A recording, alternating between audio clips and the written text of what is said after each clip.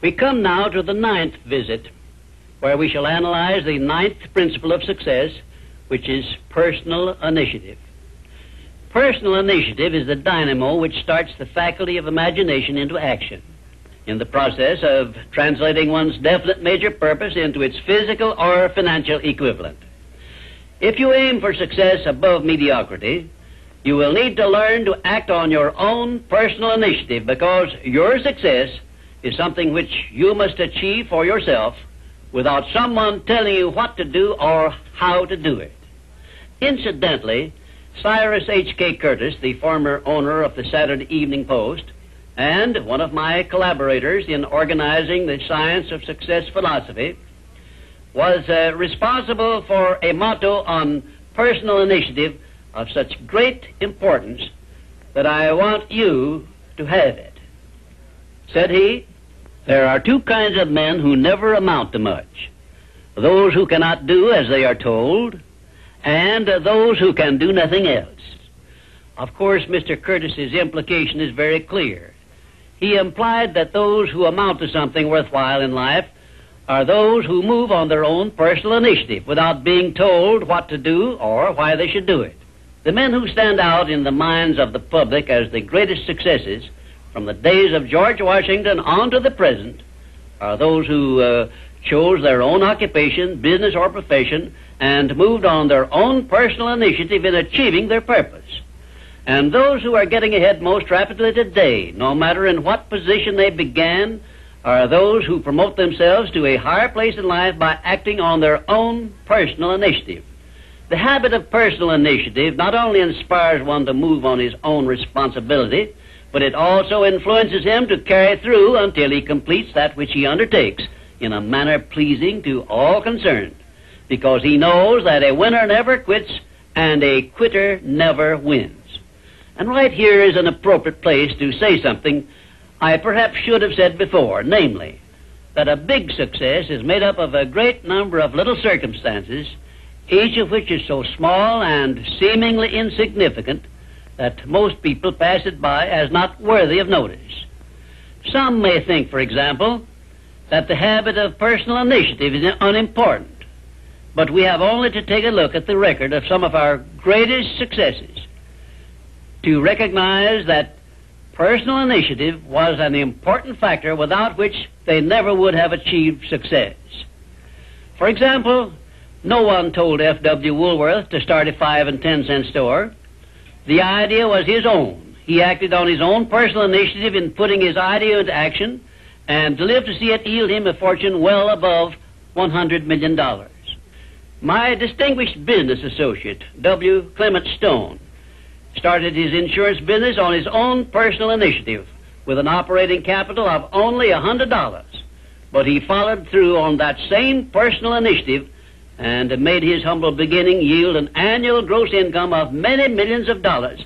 And it was that same habit of acting on his own personal initiative, of doing the thing he wanted to do, which inspired Mr. Stone to join forces with me in taking the Science of Success philosophy to millions of people throughout the world, an undertaking which it is believed may help more people to find their places in the world than has any other influence during the past 100 years. The habit of personal initiative was the chief trait which helped Henry J. Kaiser to build a great industrial empire and raise himself to a high position in the industrial world.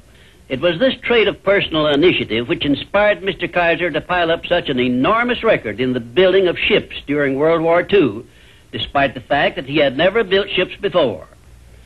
One day when I was lecturing to one of my classes, I mentioned Henry J. Kaiser's wonderful record in building ships more cheaply and quickly than experienced shipbuilders had been able to do, when one of my students spoke up and said, Mr. Kaiser's having been a friend of Jesse Jones of the Federal Reserve Bank did not hurt his chances of success any, did it?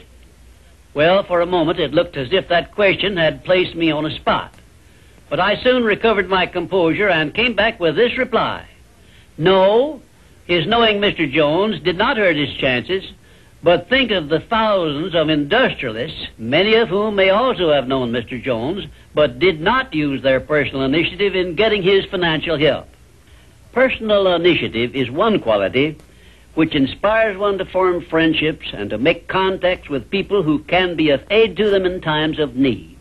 It was my personal initiative which influenced Andrew Carnegie to give me an opportunity to organize the Science of Success philosophy. I now wish to give you an outline of the more important attributes of the person who has sufficient personal initiative to give him leadership in his chosen occupation. 1. First of all, the person who follows the habit of personal initiative has a definite major purpose in life and a plan for its attainment. 2. And a mastermind alliance with those whose help is essential in achieving his major purpose. 3. He has the necessary persistence and the will to win to carry him along when the going is hard and he meets with obstacles. 4. He makes decisions promptly when he has the necessary facts on which to base them and changes them slowly, if at all. 5. He follows the habit of doing more than he is paid for, and he does so in a pleasing, positive mental attitude. 6. He accepts full responsibility for everything he undertakes and never passes the buck when things go wrong. 7. He can take friendly criticism without resentment because he has learned to profit by it. 8. He knows what the 9 basic motives are which inspire all human endeavors and never requests anyone to do anything for him without giving that person an adequate motive for doing so. 9. He never expresses an opinion about anything unless he has thought the subject through and is prepared to state how he came by his opinion. 10. He follows the habit of listening much and talking only when he has something to say which may benefit himself or others. 11. He has a well-developed sense of observation of small details and knows his job from the smallest detail to the greatest. 12. He never tells anyone to do anything without suggesting why it should be done and how it may be done best. 13. He follows the habit of concentrating his full attention on one thing at a time. 14. His mental attitude is positive at all times when he is in communication with other people. 15. If you ask him a question, he will give you a direct answer, even if he has to tell you he does not know the correct answer. 16. Last, but perhaps most important of all, he never puts off until tomorrow that which should have been done last week, because he knows that the habit of procrastination is near the top of the list of the causes of failure.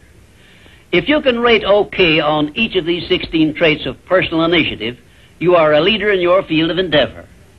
When you come to examine yourself on the subject of personal initiative, just remember that your success or your failure depends very largely on the action you take in connection with your occupation. No one will tell you what you should do. No one will tell you what not to do. The decision must be your own, and you must follow through and carry out your decision on your own personal initiative. If you work for wages or a salary, you should decide to promote yourself through your own personal initiative to the top of the scale in your occupation. And remember that your promotion is entirely in your hands. In my previous visits, I have given you a blueprint of the steps you should take in promoting yourself to whatever station in life you desire. Now, let me give you a brief review of 8 principles we have covered previously. 1. Definiteness of purpose. By now you should know what you want most from life, and you should have a plan for getting it. Here is the most important circumstance of your whole life where you must move on your own personal initiative because no one else can tell you what you should want most. 2. The mastermind principle. If you have not already formed a friendly alliance with those who can help you in attaining your major purpose in life, you should move on your own personal initiative and form this alliance at once. 3. Going the extra mile. This is a must if your major purpose is anything above mediocrity. 4. Applied faith. This is the principle which gives you power in carrying out your definite major purpose and all minor purposes. 5. A pleasing personality is an asset of priceless value, and it too is something you must acquire through your personal initiative. 6. Self-discipline. The 6th principle of success is also something you acquire through your personal initiative. 7. A positive mental attitude, which is the most important of the 12 great riches of life, is also the product of your own personal initiative. 8. Enthusiasm is a state of mind which only you can generate through your personal initiative. You see, therefore, that personal initiative enters into every one of the success principles.